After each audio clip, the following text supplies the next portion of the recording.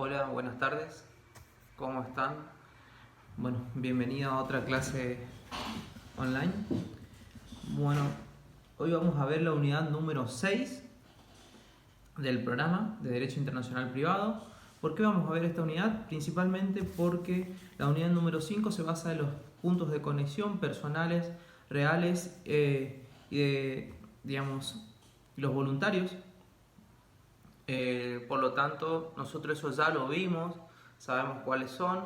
Entonces, vamos a priorizar esta unidad y principalmente lo que vamos a hacer es relacionar los institutos propios del derecho internacional privado con la legislación nuestra, la que se encuentra en el nuevo Código Civil y Comercial de la República Argentina, con la implementación, como lo habíamos comentado. El nuevo código incorporó las normas del derecho internacional privado, cosa que el código de Vélez-Sarsfield no tenía, ¿sí? Bueno, estamos corrigiendo. Empecemos. Esta unidad refiere como primer término matrimonio, ¿sí? Habla de el matrimonio o la relación, ¿no es cierto?, matrimonial en el derecho internacional privado. O sea, lo primero que tenemos que hacer es, ¿qué es el matrimonio? El matrimonio es la unión voluntaria de un hombre o una mujer, ¿sí?, de acuerdo al sistema legal vigente. Es decir, es un acuerdo voluntario entre las partes, en el cual se somete, ¿no es cierto?, a este instituto. ¿Está? Podríamos decirse, este concepto se vio evolucionado por una cuestión de la igualdad de género, modificando el término hombre y mujer por el término directamente la unión voluntaria de las partes, ¿no es cierto? En este caso hombre o hombre, mujer con mujer, ¿sí?, conforme al sistema legal que cada país así lo establece, ¿sí? Este es un instituto que automáticamente genera en estas dos personas, ¿no es cierto?, un conjunto de derechos y obligaciones recíprocos entre ellos y contra terceros. A su vez, para adquirir, ¿no es cierto?, la posibilidad o la aptitud nupcial, tenemos que reunir ciertos requisitos intrínsecos y extrínsecos. No voy a ponerme a indagar específicamente en los requisitos de cada legislación para la celebración del matrimonio, pero sí vamos a ver algunos que son importantes porque lo mantiene nuestro código, pero a su vez también vemos que es como que aceptado a nivel internacional. Es decir, hay ciertos requisitos intrínsecos que, si no se dan o no se cumple, son los llamados impedimentos impidientes, que hacen que no se pueda celebrar el matrimonio. Vemos que es medio, como podríamos decirse, que es medio genérico, es decir, es equiparado a todos los derechos, a todos los ordenamientos jurídicos. Por lo tanto, también le facilita un poco al juez de un estado que tiene que aplicar ¿no es cierto?, cuando existe un conflicto en derecho internacional privado en materia de matrimonio, hay algunas cuestiones que más o menos son similares. Por ejemplo, una de las cuestiones principales es que todos los tratados o todos los convenios de derecho internacional privado prácticamente establecen que lo que hace a la validez, a la forma y a la capacidad para contraer el matrimonio siempre se rige por la ley del lugar donde se celebra. El mismo concepto de matrimonio dice que es un acuerdo de voluntades entre dos personas, por lo tanto es un contrato. Entonces el lugar de celebración es esencial porque es el momento en el que las partes deben reunir, ¿no es cierto?, todas las condiciones para se lleve a cabo. Entonces todo lo que haga su validez, cuáles son las formas, si por escrito, si ante escribano, si ante cuáles son los requisitos de testigos, etc., siempre se da el lugar donde se celebra. Otra cosa también muy importante respecto del matrimonio es que muchas veces los estados,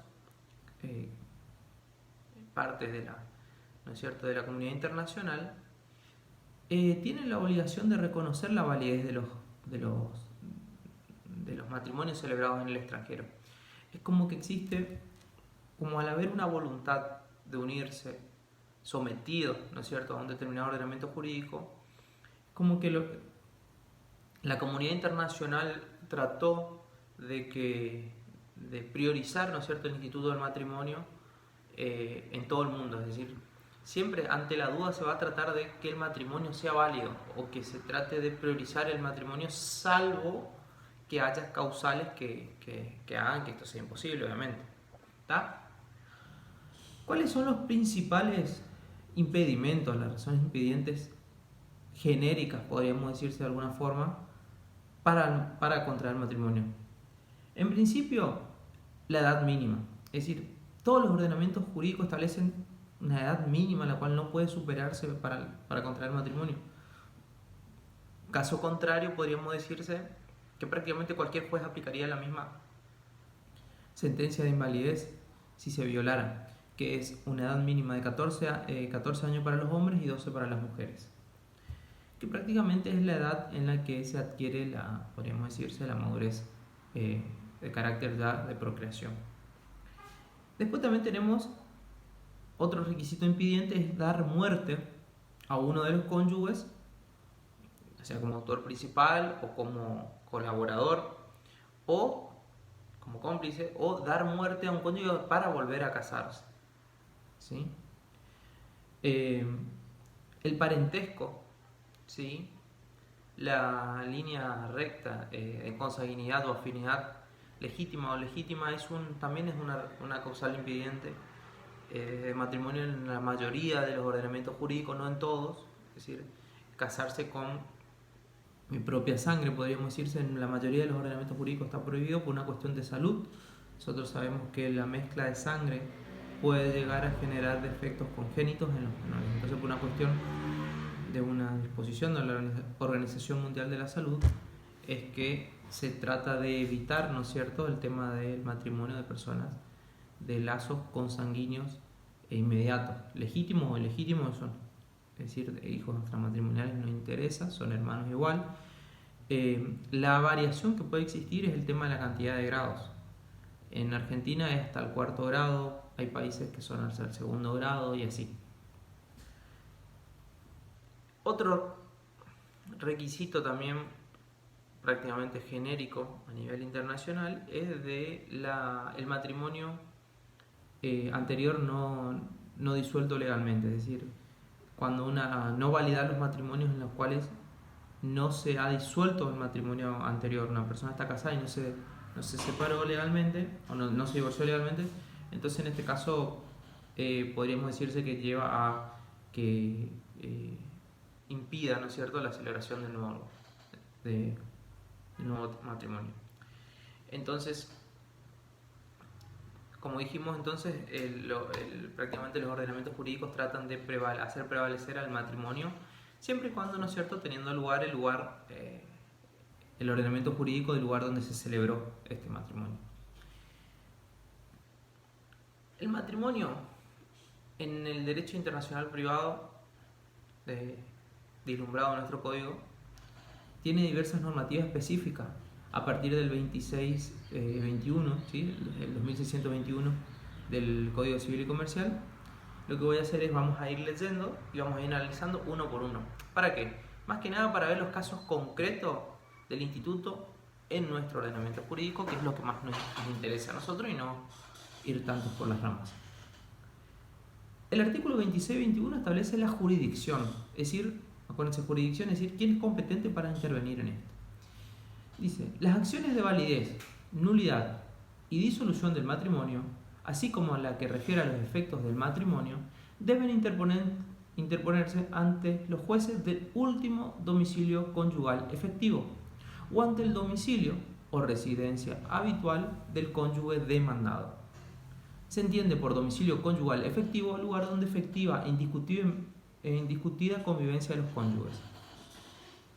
Este concepto, podríamos decir, lo que hace es establecer específicamente quién es el juez competente, ¿sí? ¿Ante qué juez voy a interponer la demanda? Como te dice, el lugar donde efectivamente convivieron. Efectivamente convivieron, la Corte Suprema de Justicia de la Nación estableció que es aquel lugar donde a través de testigos, a través de cualquier tipo de prueba documental, factura de luz, yo puedo demostrar que fue el domicilio donde las partes vivieron juntos, ¿sí? Donde tuvieron convivencia por última vez. ¿No es cierto? Ese es el último domicilio conyugal efectivo. ¿Ah? Se entiende la amplitud de pruebas, si se puede presentar testigos, se puede presentar, como le digo, documentales, cualquier tipo de documental, ¿no es cierto?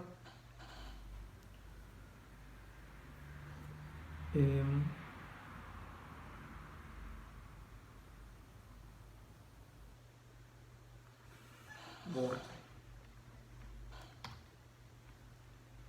El artículo 26-22 establece cuál es el derecho aplicable.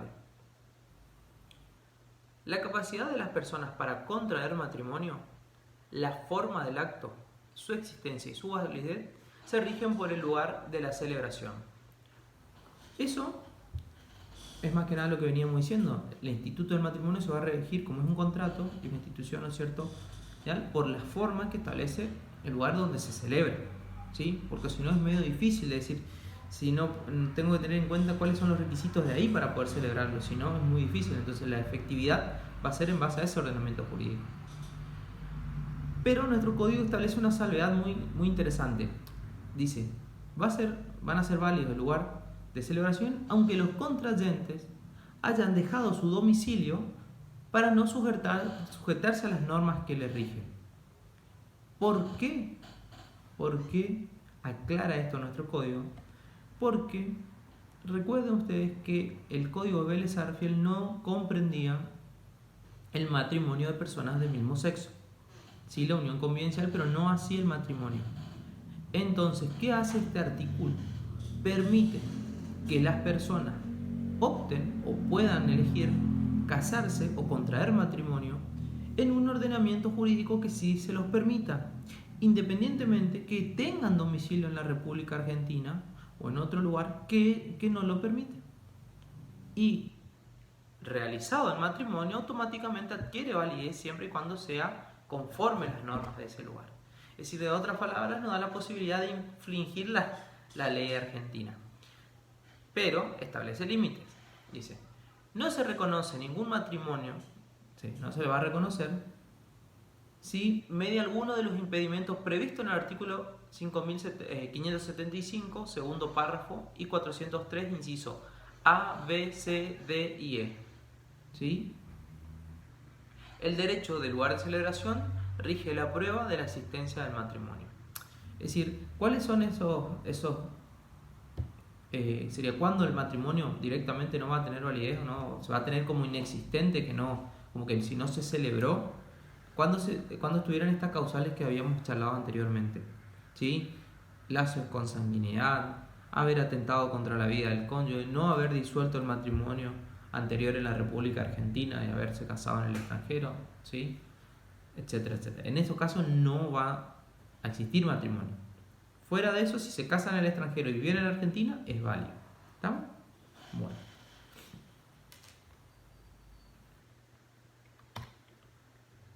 El matrimonio a distancia. Chicos, el matrimonio a distancia es un instituto nuevo. Es un instituto en el cual, como dijimos, esto es un acuerdo de voluntades. Y se dice a distancia porque una de las partes no está presente. Por lo tanto, hay que tener en cuenta, como nosotros dijimos, que la validez del matrimonio se va a dar en el lugar donde se celebra, y este lugar va a tener dos lugares de celebración, porque van a haber dos personas en lugares distintos. Hay que ver en qué lugar se entiende celebrado el matrimonio, ¿sí? Entonces, se va a considerar matrimonio a distancia aquel en el cual el contrayente ausente expresa su consentimiento personalmente ante la autoridad competente para autorizar matrimonios en el lugar en el que se encuentra. El matrimonio a distancia se considera celebrado en el lugar donde se preste el consentimiento que perfecciona el acto. La autoridad competente para celebrar el matrimonio debe verificar que los contrayentes no estén afectando por impedimentos legales y decidir sobre las causas alegadas para justificar la ausencia. En principio, el matrimonio entre ausentes es algo incorporado por Naciones Unidas, por el ordenamiento jurídico internacional o comunidad internacional, que prácticamente lo que viene a incluir es cuando una persona tiene una causal que lo hace imposible presentarse y desean contraer matrimonio, se permita celebrar a través de la autoridad competente en la que se encuentre, manifestando su voluntad ahí. Es decir, hay dos personas que se encuentran en lugares distintos, uno se va al lugar donde se tendría que celebrar el matrimonio normalmente ante la autoridad competente y manifiesta que se quiere casar, con la salvedad que se va a hacer en ausencia. ¿Por qué? Porque la otra parte, y se tiene que dar el fundamento con la documentación pertinente de por qué no puede estar presente. Por trabajo, por enfermedad, por ejemplo ahora en el caso de COVID, existió y existe un caso que se dio ahora que se casaron vía Zoom, ¿sí? ¿No es cierto? Es una de las causales que llevó a la celebración del matrimonio entre ausentes. Bueno, se justifica la causal de por qué no puede estar presente y se celebra el matrimonio. Se reúne todos los requisitos de un lado y se le envía esa documentación, ¿sí?, a la otra persona, se le hace llegar a la otra persona, que a su vez manifiesta aceptar, ¿no es cierto?, el matrimonio, y en este caso se va a entender perfeccionado el matrimonio con esta última manifestación de voluntad. Es decir, el último que manifiesta perfecciona. Y ese es el lugar donde se va a tener, se entiende que se celebró el matrimonio. Y ese es el ordenamiento jurídico que va a regir. ¿Estamos? ¿Estamos de acuerdo? Por eso es muy importante que el último juez que va a aceptar, ¿no es cierto?, tenga en cuenta las razones por las que se va a realizar, pero también ver bien si se cumplieron todos los requisitos, tanto del lugar donde se encuentra como del lugar de donde se salió la primera manifestación de voluntad de contraer matrimonio, si no tuvieron ninguna causal o razón que impide la celebración del matrimonio, ¿no es cierto?, para poder perfeccionarlo. Los efectos personales y patrimoniales del matrimonio, es decir, el matrimonio, como le dije, al hacer un acuerdo entre las partes, surge a su vez conjunto de derechos y obligaciones entre ellos, de persistencia, de fidelidad, administración de sus bienes, los efectos, digamos, empiezan a surgir efectos personales, automáticamente yo me vuelvo heredero, me vuelvo socio del 50% de los bienes que adquiera con mi cónyuge, me vuelvo heredero de mi cónyuge, me vuelvo responsable solidariamente de las deudas que ella contraiga. Entonces es un cúmulo de derechos y obligaciones que surgen con el matrimonio. Esos efectos personales del matrimonio, dice el 26-24, las relaciones personales de los cónyuges se rigen por el derecho del domicilio conyugal efectivo. Volvemos al domicilio conyugal efectivo. Es el lugar donde se tienen que interponer, y las normas se rigen por el lugar donde ellos efectivamente están viviendo, es decir, todos los efectos. Los efectos patrimoniales, nos referimos a los bienes del matrimonio, ¿sí? Las convenciones patrimoniales rigen las relaciones de los esposos respecto de sus bienes. Las convenciones celebradas con anterioridad al matrimonio se rigen por el derecho del primer domicilio conyugal. Las posteriores se rigen por el derecho del domicilio conyugal al momento de la celebración. En defecto, las convenciones matrimoniales, ¿sí?, el régimen de bienes se rige por el derecho del primer domicilio conyugal. Todo ello excepto en lo que, siendo estricto de carácter real, está prohibido por la ley del lugar de la situación de bienes. En el supuesto de un cambio de domicilio a la República, los cónyuges deben hacer constar en un instrumento público su opción por aplicar el derecho argentino. El ejercicio de esta facultad no debe afectar los derechos de terceros. A ver, ¿qué quiere decir todo esto? Primero que nada nos estamos refiriendo al patrimonio de los bienes. El derecho internacional privado reconoce dos criterios extremos en materia de administración patrimonial de los bienes. Uno, opta por permitir, en términos generales, que los cónyuges elijan el régimen patrimonial que quieren. Es decir, pueden elegir si quieren compartir la administración, si la administración va a ser dividida, si cada uno va a ser dueño de lo suyo, si va a ser en conjunto, si va a ser todo en cabeza de uno, etc. Es decir, pueden elegir de forma libre, ¿sí? Por otro lado, también, en este caso se prioriza la autonomía de la voluntad.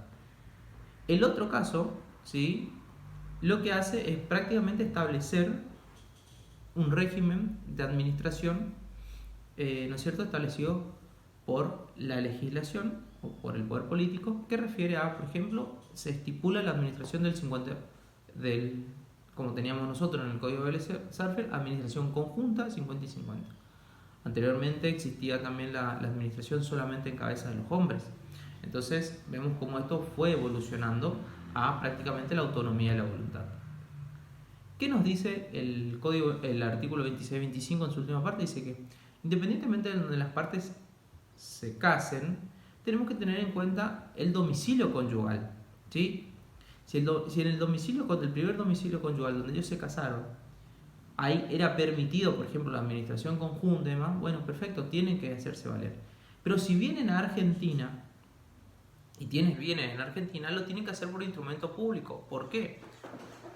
Porque Argentina incorporó, ¿sí?, la administración justamente de las uniones convivenciales. Anteriormente, vos no podías disponer de tus bienes libremente una vez que te casabas.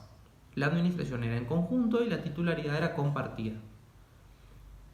Ahora, ¿sí?, se puede a través del instrumento público, al momento de contraer matrimonio, manifestar que uno desea que los bienes propios son de uno y los que se generen desde el momento del casamiento en más, recaigan en cabeza de uno u otro. Es decir, manifestar que cada uno tenga sus bienes fruto de su trabajo, por ejemplo.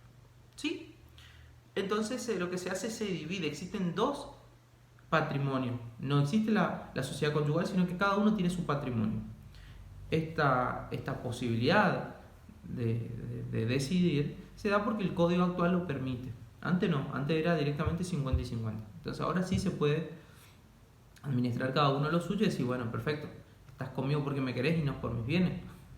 Entonces, de esta forma, es lo que nosotros conocemos por contrato prenupcial. ¿Sí? Eso es la unión las convenciones matrimoniales. Obviamente tiene sus requisitos. Como dice ahí, tiene que darse por escritura pública, debe inscribirse, ¿sí? Todo ello a los fines justamente de tener publicidad, ¿sí?, de que los otros también conozcan. Bueno, el artículo 26-26 habla del divorcio y otras causales de la disolución del matrimonio.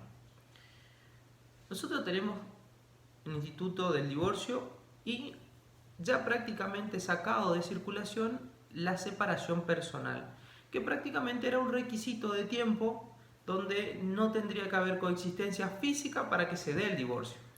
¿Cuál es la diferencia que existe entre uno y otro? En ambos existe una separación. La diferencia es que en el divorcio es la separación de los cónyuges sin voluntad de volver a unirse y manifestando, ya sea por la causal que dispusiese el código, ¿sí? El divorcio permite, ¿sí?, una ruptura del vínculo matrimonial que automáticamente hace que el cónyuge o adquiera nuevamente aptitud nupcial y se pueda volver a casar, ¿sí? Eso hace el divorcio, la disolución del vínculo matrimonial.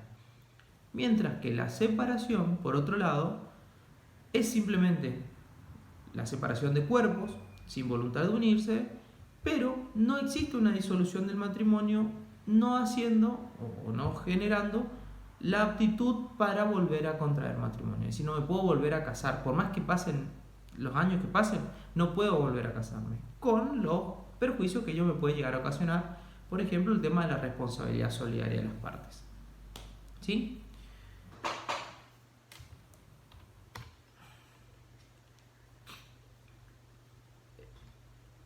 El artículo 26-26 dice que el divorcio y las causales de disolución del matrimonio se rigen por la ley del último domicilio de los cónyuges.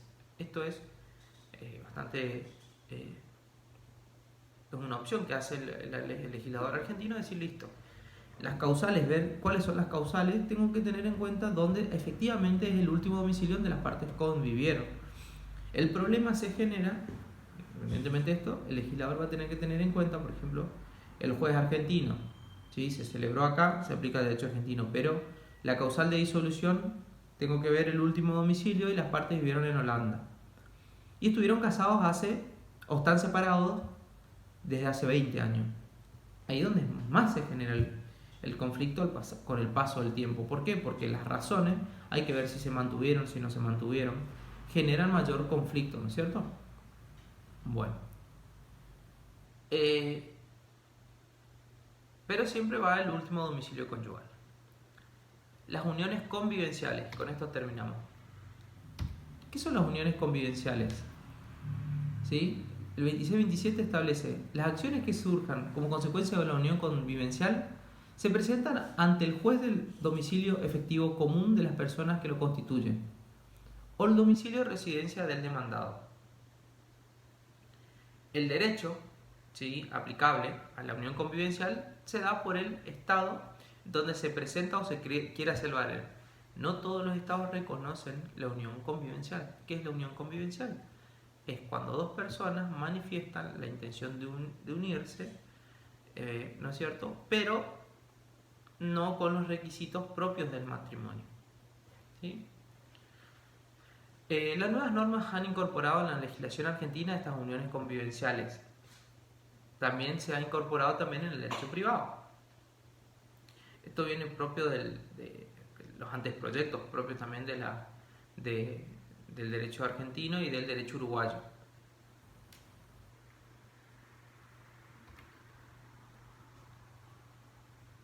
Bueno, la simple posibilidad fáctica de que las personas que conforman estas uniones o parejas se trasladen más allá de las fronteras en las que fueron constituidas requieren un reconocimiento o que soliciten su disolución en otro estado. Es decir, las mismas personas que fueron a un lugar y decidieron unirse pueden viajar por el mundo, irse a otro lado y pedir o que se reconozca o que se disuelva, ¿sí?, por los efectos que ella también trae, ¿sí?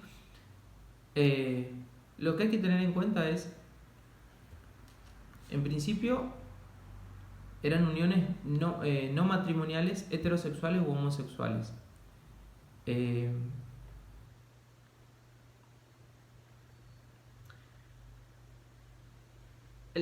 Nuestro código lo que hace es tener en cuenta o incorporar, ¿no es cierto?, que le brinda la libertad de que si se da en la República Argentina va a ser reconocido, y si es realizado en otro país como en Argentina existe la posibilidad de la unión convivencial, va a ser reconocido tanto para su validez como para su disolución, ¿sí?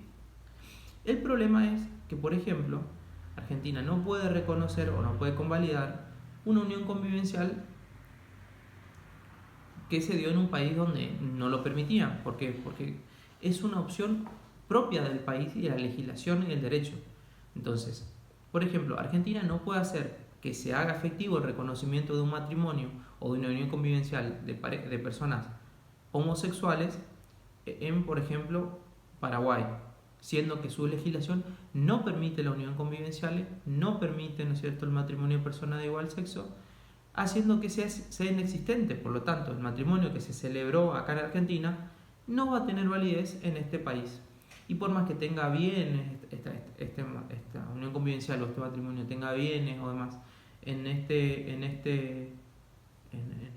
este país, si se pide la disolución o algo en la República Argentina, no se va a poder aplicar la ley propia del matrimonio en esos casos, ¿sí?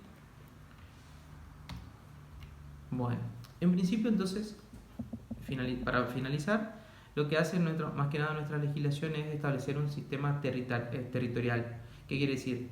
Se va a regir o se va a poder aplicar siempre y cuando el ordenamiento jurídico permita que esa unión convivencial o ese matrimonio, por ejemplo, de personas del mismo sexo, sea celebrado. Si es contrario a este instituto, automáticamente se vuelve inexistente. Bueno, chicos, nos vemos en la próxima clase.